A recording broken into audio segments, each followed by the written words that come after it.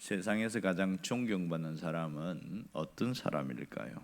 아마도 자기 분야에서 최선을 다한 사람들, 이런 사람들을 우리는 많이 존경하고 있습니다. 세상에 존경받는 사람이 굉장히 많은데요.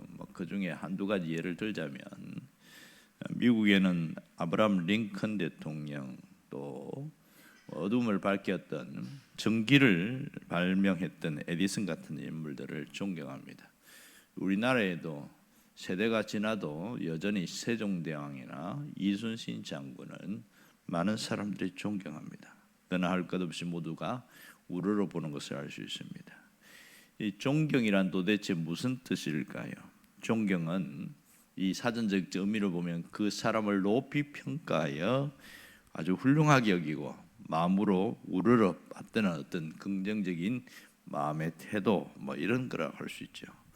단순히 예의를 갖추는 정도가 아니라 그 대상자가 갖고 있는 생각이나 가치 이런 걸 닮으려고 하고 또 본받으려는 마음이 포함되어 있는 것을 존경이다, 이렇게 말합니다.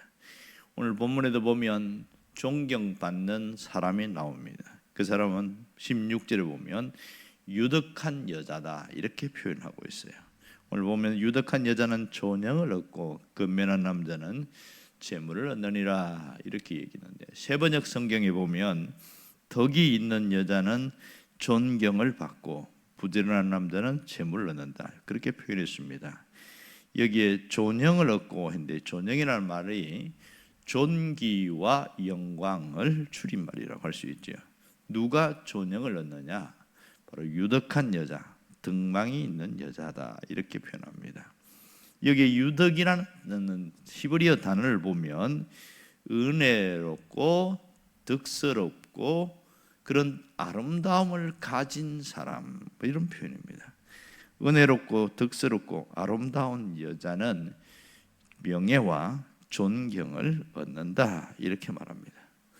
누가 봐도 참 좋은 모습이긴 한데, 그러면 은혜롭고 덕스러움, 그런 아름다움의 기준이 뭐냐, 이게 중요하지요. 우리는 세상에서 지식이 많은 사람을 인텔리전트, 인텔리하다, 이렇게 표현합니다.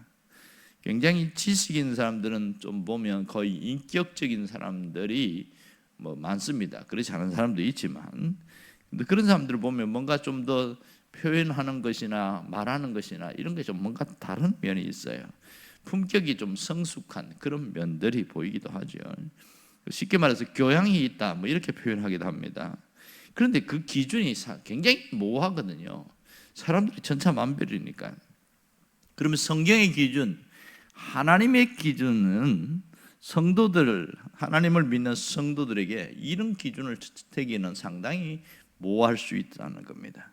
오늘 이 유덕하다는 것은 은혜롭고 덕스러운 그런 아름다움이 있다는 건데, 그것이 어디서 시작되느냐, 어디서 생성되느냐 하는 거죠. 그것은 하나님을 경외함에서 생성되었다. 출발점이 하나님을 경외함이다, 이렇게 표현하고 있습니다.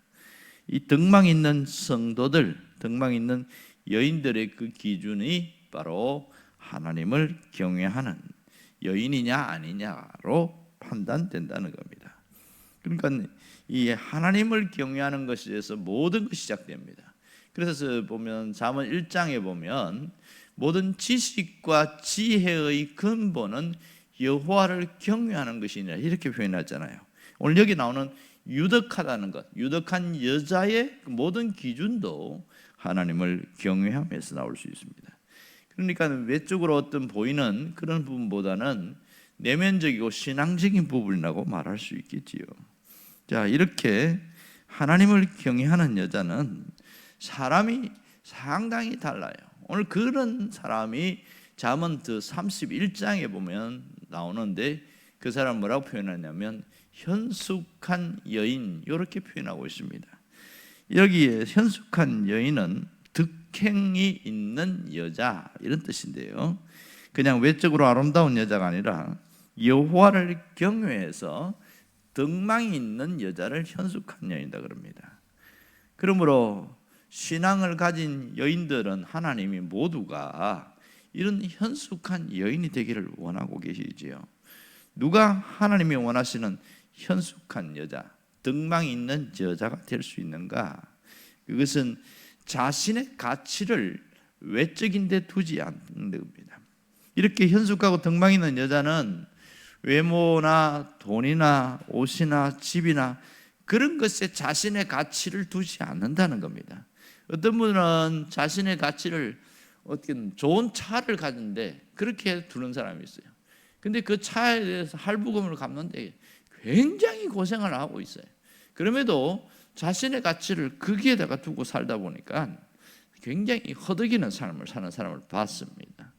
정말 중요한 것은 우리가 돈으로도 살 수 없고 뭐도 살 수 없는 보이지 않는 하나님이 주시는 지혜, 하나님이 주시는 덕망, 또 하나님이 주시는 그 참 사랑을 가진 사람이 바로 유덕한 여자라고 할 수 있겠지요. 경건함과 참다움만, 진실함 이런 것을 가진 자인데요. 바울은 디모데전서 2장 9절에서 10절에 유덕한 여자의 기준이 뭐냐를 잘 말하고 있습니다. 내용은 이렇습니다. 또 이와 같이 여자들도 단정하게 옷을 입으며 소박함과 정절로서 자기를 단장하고 이렇게 표현했습니다. 그런데 그렇지 않은 여자가 있다는 거예요. 따은 머리와 금이나 진주나 값진 옷으로 하지 말고 이렇게 하는 여자는 유덕한 여자가 아니죠. 그러면서 그 다음 뭐라고 표현하냐면 오직 선행으로 하기를 원하노라. 이것이 하나님을 경외한다고 하는 자들에게 마땅하니라.